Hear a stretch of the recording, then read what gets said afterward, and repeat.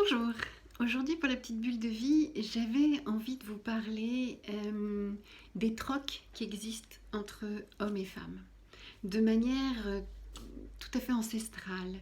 C'est-à-dire que souvent, les femmes ont utilisé leur vie intime comme un troc vis-à-vis de leur conjoint qui pouvait être soit oppresseur, soit contrôlant, soit etc. Donc je m'explique. C'est-à-dire, si je vis mal quelque chose dans la journée avec mon conjoint, eh bien, je vais le priver de relations intimes. Et là où en fait nous on a quelque chose à faire, c'est qu'on a hérité de ce type de fonctionnement et ça a imprégné certaines cellules en nous. Et certaines femmes inconsciemment vont continuer à avoir ce type de fonctionnement de troc.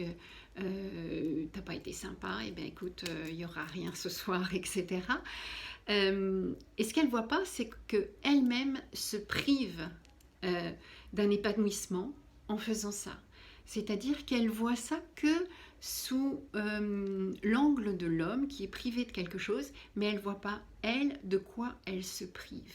Parce qu'elles ont le sentiment qu'effectivement, elles subissent la relation sexuelle ou elles ne trouvent pas leur épanouissement. Donc c'est vraiment un cadeau qu'on se fait que de se donner ce droit à cet épanouissement. Et pour ça, souvent, il y a à nettoyer cette vieille mémoire, cet héritage ancestral féminin.